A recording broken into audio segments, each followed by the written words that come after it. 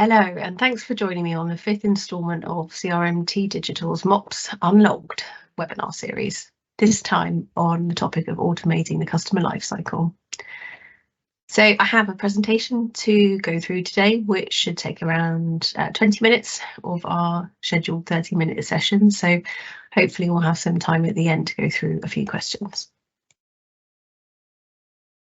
So before we get started, let me introduce myself. My name's Joanna Mills. I'm the Commercial Director at marketing operations agency CRMT Digital. I have worked in B2B marketing agencies for nearly 15 years now, 9 of those spent at CRMT Digital. And as an agency, we help our clients to unlock value from their marketing investments and to build best-in-class marketing operations functions. So before this role, I worked in client services and business development, and through those roles really developed a passion for customer centricity and have seen the benefit of putting the customer at the heart of everything our agency does, and the heart of it of any organisation really. So I wanted to share some of those experiences and that knowledge in the session today. So that's me at work. When I'm not working, you'll find me chasing around after my 3-year-old son, preparing and trying out new recipes for the family, or planning the next trip away for us. So that's me. Let's get into the content. So hopefully you're here today to learn about automating the B2B customer lifecycle. So we'll first start with why this is an important topic. Before we then look at the B2B customer lifecycle and what it looks like, how to overlay channels, tactics, and the part that MarTech has to play.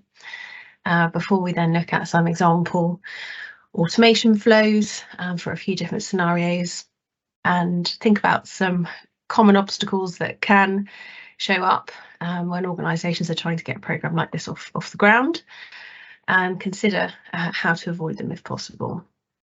I'll then share some secrets to success that we've learned over the years in helping clients to get these programs off the ground.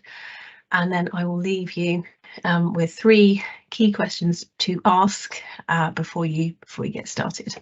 So by the end of the session, you should have some of the building blocks you'll need to get started on your own customer lifecycle automation journey. Okay. So why is this important? And what do organisations stand to gain by investing in automating the customer lifecycle? So firstly, one of the main benefits of a process like this is to remove friction from the buying process. And in doing that, you will give your customers and prospects the ability to move at their own pace, without the need for interaction with a human being at every stage, which, in turn, automation of processes like this will help to promote organisational efficiency, saving time not just across your marketing organisation, but across CS and sales as well.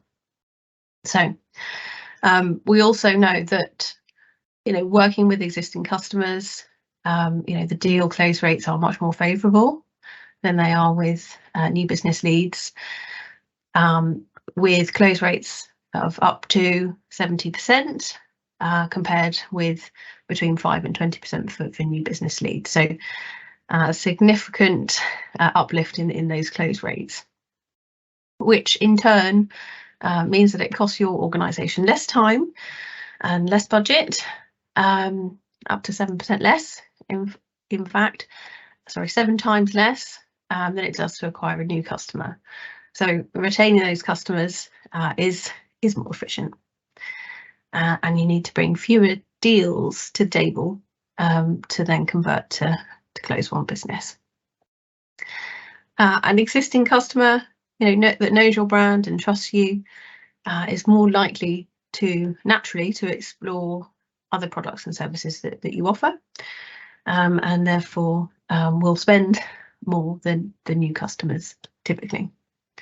So all of these are statistics from the Integrate State of B2B Marketing Budgets report for 2023, and I'm sure you'll agree there's some compelling reasons to think about a programme like this.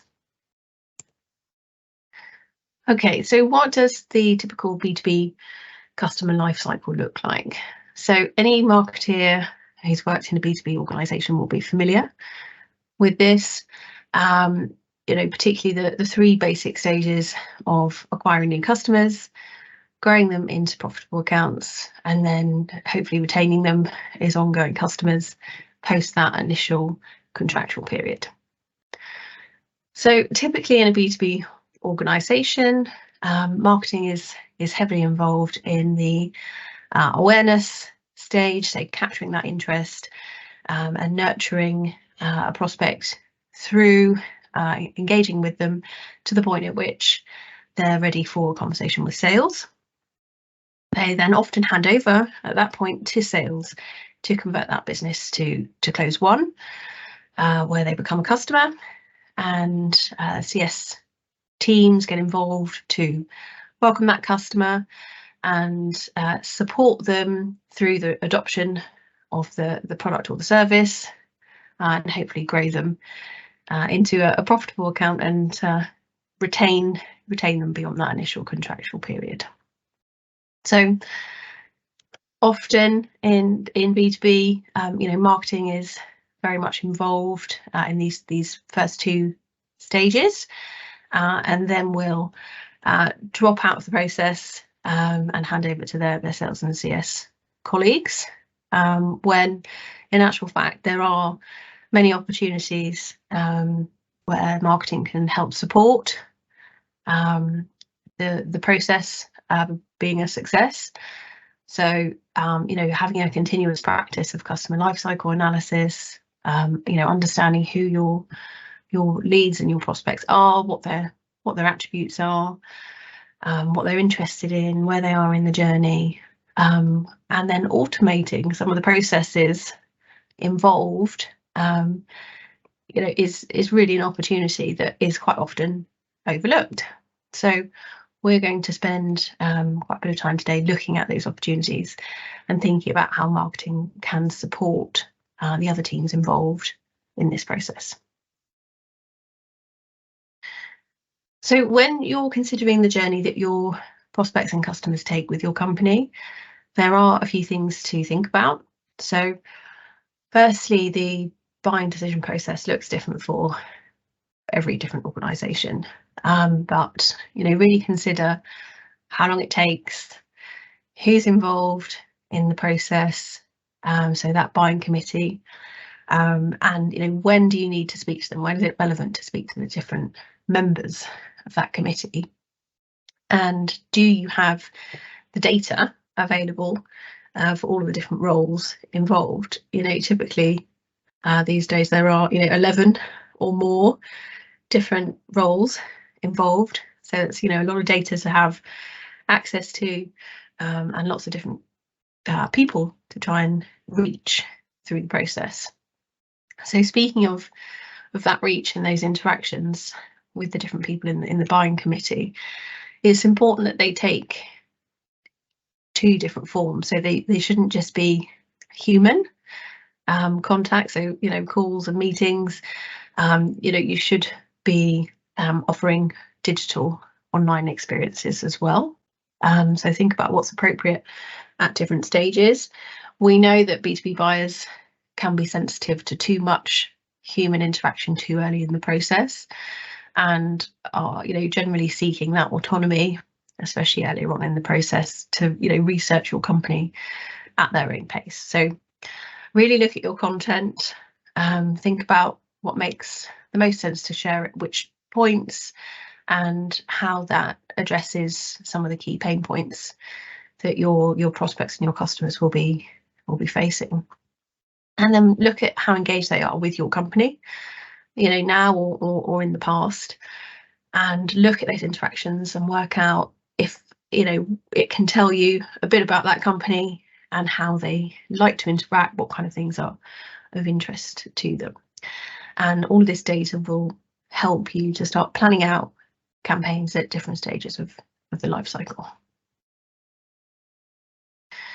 So once you've considered those areas, then the next step really is to look at the different stages of the buying journey, and firstly to ensure that they're agreed across the organisation, and then think about how marketing is currently involved and what it supports at the different stages, and then consider how they could be involved with the creation of automated campaigns. So as I alluded to earlier, often marketing involvement stops, or at least drops off considerably after the awareness and consideration phases, when actually there are far more opportunities to automate further along the life cycle and for marketing to add value. So we've got some best practice examples of automation opportunities on this slide that go beyond just those initial campaigns to generate interest, to capture details, and to nurture the prospect through to the purchase stage. So, consider that purchase stage and consider how marketing can support sales with a pipeline acceleration program.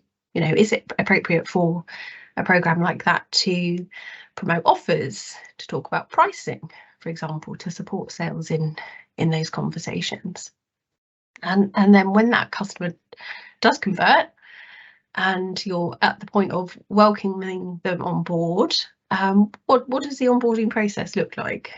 Is there an opportunity to automate that process and send out a program to introduce the company, introduce the support process, and introduce the CS team?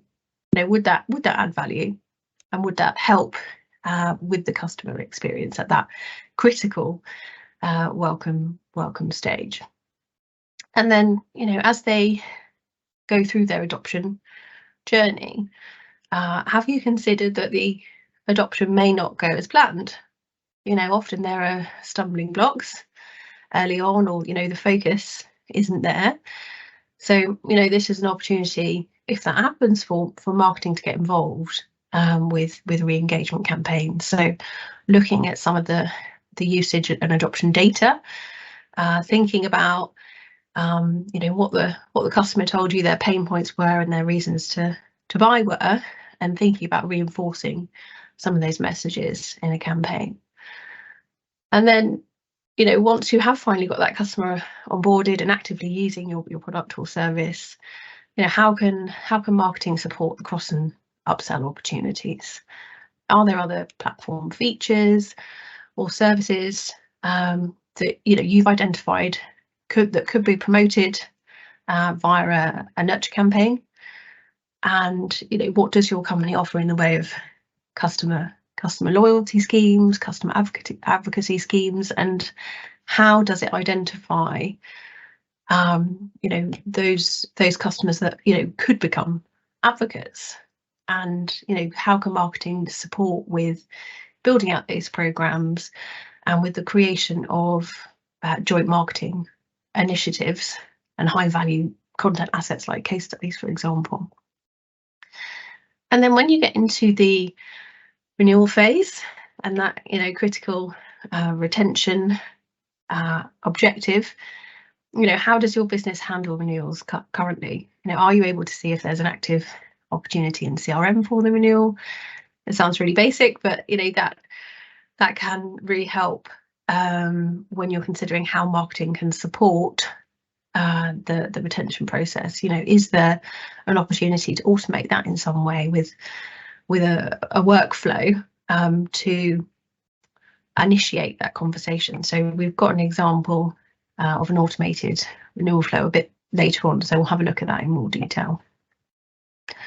Okay, so then when you've considered those automation opportunities, think about the channels that you want to use to distribute your content assets and messages. And these are just examples, and they will vary dependent on the type of business and the channels and assets that you're using. But what we do know is that, what works and can be successful for your personas pre-purchase can often be tweaked and repurposed at the grow and retain stages. So a good example of this is events and webinars. So these kind of assets, often promote other services, talk about what's going on in the industry that is useful to customers. And considering different formats of events like roundtables, like community events, also helps to bring your customer together and feel valued. So that's just one example, but really think about, for each audience, what's most relevant in terms of content, and how do they like to be communicated with, and then take an account level view of activity to consider what's appropriate at each different stage. And you will need to think about data. Everything always comes back to data. But what do you need to be able to do this kind of marketing across the different life cycle stages? You do really need to have an understanding of how your customer is adopting your product or your service. You need to understand, are all of the teams that you expected to use the platform or the service actively using it? Are they researching pain points that your platform or your service could solve online? And how can you ensure that you're meeting those needs? And then think about reporting. What makes sense around usage and adoption? How can you report that back to the business, and how can you use that data to support the CS teams in growing and creating a profitable customer? Okay, so what part does MarTech have to play in supporting the journey? So typically, as marketers, we tend to be good at utilising MarTech for customer acquisition, but we don't always consider the use cases further down the life cycle. So some examples of that, marketing automation typically has a big part to play in the awareness and consideration phases, to nurture that prospect through to the point that they're ready for a sales conversation. But it also has a big part to play further down the life cycle with welcoming your customer on board. There are automated programs that you can set up for that welcome purpose, and to support cross and upsell opportunities, and then looking at a flow to support renewal of contracts. Intent data. Intent data is very valuable when you're thinking about the relevant message and the timing of that message for your prospect. Understanding what they're looking at online, what they're interested in, really helps with that pre-purchase discussion. But could it also tell you something at the point of renewal? If your customer is looking at particular search terms, or they're considering an alternative, intent data could set you up really well with that knowledge going into discussions about other services, other features, or indeed renewal. So what we're talking about there really is again data and reporting, and understanding that customer adoption is really critical to support this process, but also continuing to build out a 360 view of your customer, and understanding their pain points will help you with renewals. So think about the kind of metrics that you need, and how a BI analytics platform can support you with that.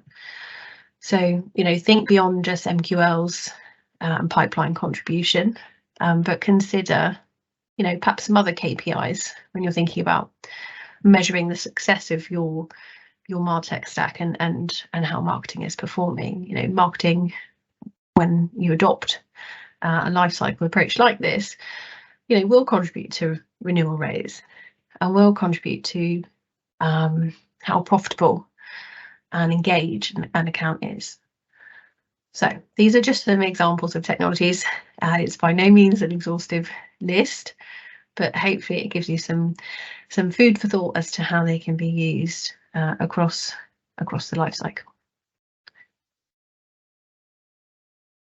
So this is an example of a typical awareness campaign flow that can be set up in marketing automation.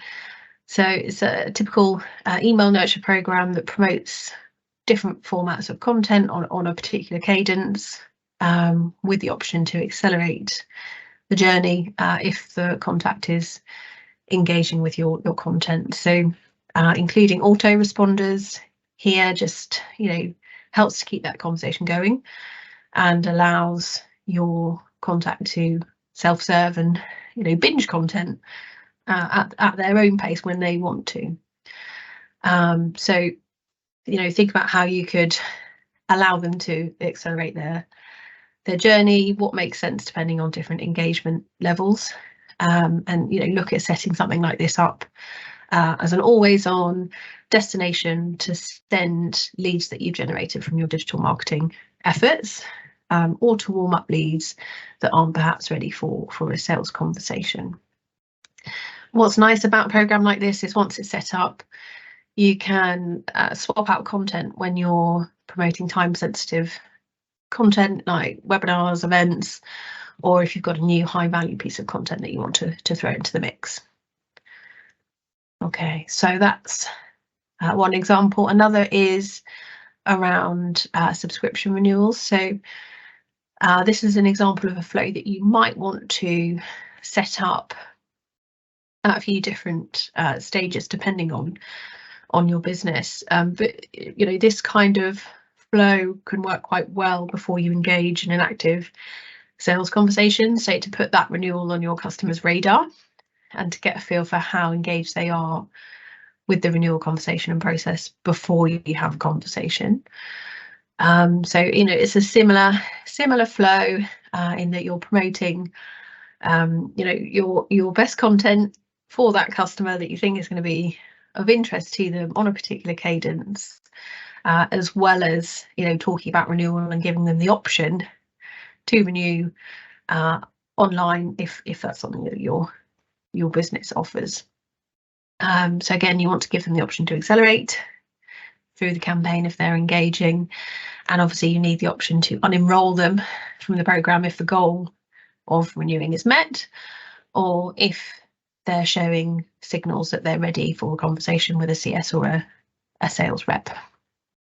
So there are some things that you need in place to be able to run this type of campaign. So you'll need to be able to identify when the contract end date is, so that you can determine when it's appropriate to start sending out these programs, and you'll need messaging to be relevant to that cadence.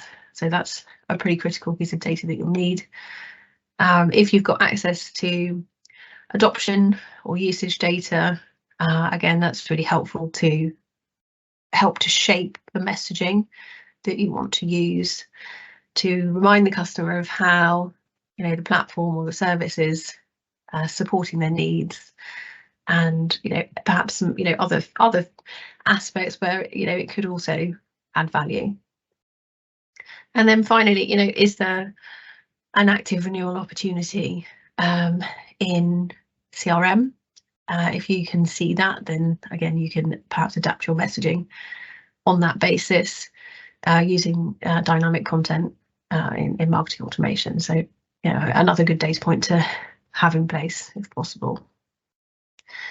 So if you're not a renewal business, do you think about some other applications for a program like this? So if you're selling equipment, then it's likely that equipment has a life cycle, and there's a point at which it will need to be renewed or upgraded.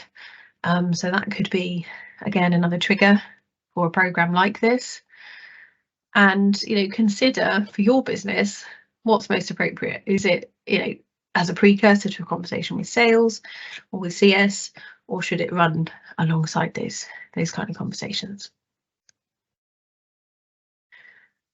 Okay, so quite a bit of complexity in a program like this. So as you'd expect, there are some common obstacles that organisations come across when they're trying to get these kind of programs off the ground. So firstly, having access to reliable data and being confident in that data is really important for helping shape the messaging and obviously the timing of programs like that. So really try and understand data points that you need and ensure that you have access to them before you get started.